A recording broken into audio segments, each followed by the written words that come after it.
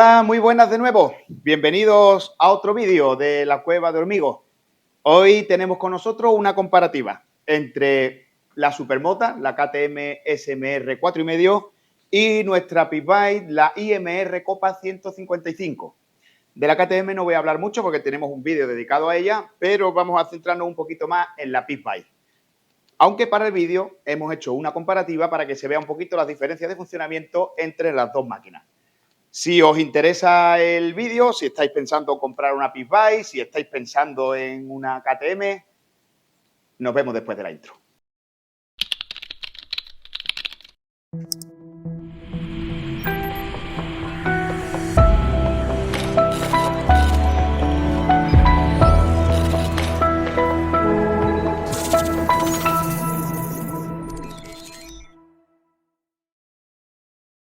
Bien, pues como os decía, vamos a centrarnos en nuestra Pit Bike. Nuestra Pit Bike, el modelo que tenemos aquí en el canal es la IMR Copa 155. El nombre se lo da su motor Z155, que da de casa una potencia aproximada de unos 15 caballos de potencia y un par de 11 kW.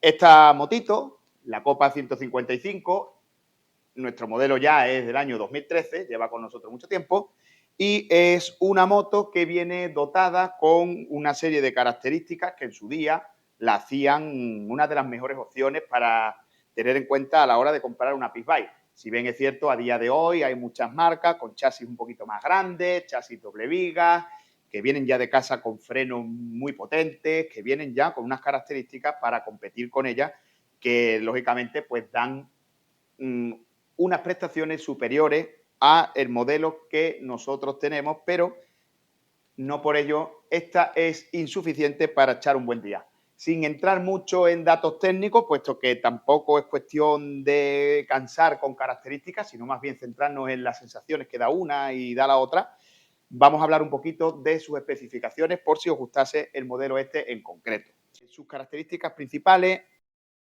son una tija regulable en avance y en distancia de lanzamiento que permite cambiar la inclinación de la rueda delantera y la distancia entre ejes para hacerla un poquito más larga o hacerla un poquito más ágil en la entrada de los circuitos y demás.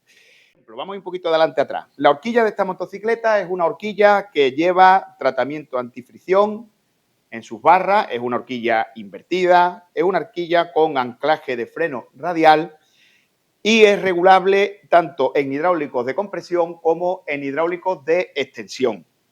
Se le ha dotado con un sistema de frenos modificado porque el freno que tenía de casa era un poquito insuficiente, poniéndole una bomba de freno que en su día se le montó, es de una Aprilia RS50, más que suficiente para frenar con un dedo, y una pinza de freno de anclaje radial también, Stage 6, que calidad-precio, la verdad, funciona bastante bien. Las llantas de esta motocicleta son unas llantas de 12 pulgadas, ultraligeras, lo cual hace que el peso no suspendido, ya os hablaré de ello si os interesa el tema, porque es muy importante, lo reduzca mucho y, por tanto, la convierta en una moto más ágil para los cambios de dirección rápido y para el paso por curvas. Es muy importante que cuanto menos peso no suspendido llevemos, mejor será el comportamiento dinámico de la motocicleta. Su amortiguador trasero, ya que estamos hablando de suspensiones, está montado sobre un basculante cantilever de aluminio y en la modelo Copa la caracterizaba de las demás en que el amortiguador trasero INM, que es su marca, que montaba, llevaba un muelle con más libras que el de, por ejemplo, la Corse o la Corse RR, que eran unos muelles más blanditos. Este muelle más duro te permite también llevar, por tanto, un pilotaje más agresivo, llevar más velocidad, porque contiene mejor esos pesos. También, además, es regulable tanto en precarga de muelle, con una rosca contra rosca, y también es regulable en hidráulico de compresión y en hidráulico de extensión. Importante todos estos ajustes, tanto de la horquilla delantera como del amortiguador, para ajustar la moto a nuestro estilo de pilotaje y hacerla más rápida y más segura y más estable.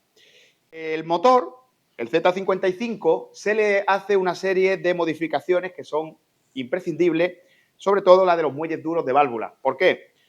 Esta culata es de 2 válvulas y los muelles que trae de casa son blanditos, por tanto no permite que la moto suba de régimen, porque llega un momento en el que se desincronizan. Es lo que se le llama la flotabilidad de las válvulas. Entonces se le dota de unos muelles duros, lo cual permite que la moto suba más de revoluciones. La refrigeración es una refrigeración que va por aire y aceite.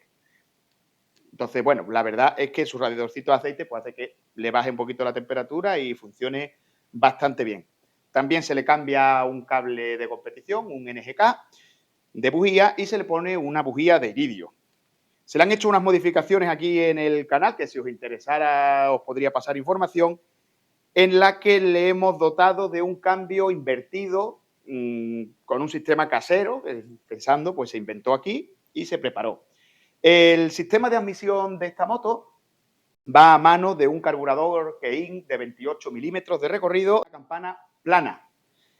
Más difícil de carburar que los carburadores de campana redonda para un motor de 4 tiempos, pero que una vez con un kit de chiclé y a base de probar en circuito se pone a punto, el funcionamiento es bastante seco, bastante rápido al tacto del gas y la verdad que es un tacto que da sensaciones deportivas dentro de la moto que tenemos, ¿no? El escape también se ha modificado, se le quita el de casa, que era un escape alto tipo off-road, que venía por aquí arriba, y se le pone un escape turbo kit de Supermotor, que la diferencia sobre todo es el recorrido bajo, haciendo la salida de gases más directa. Por lo demás, a nivel técnico, pues poco más, viene de casa con un acelerador rápido y además, pues bueno, lleva un manillar rental súper reforzado, lo cual es muy importante porque a la hora de las caídas con estas motos, lo que casi siempre primero doblamos o partimos es el manillar y la verdad que gracias a que se montó este manillar nunca ha habido problemas con él.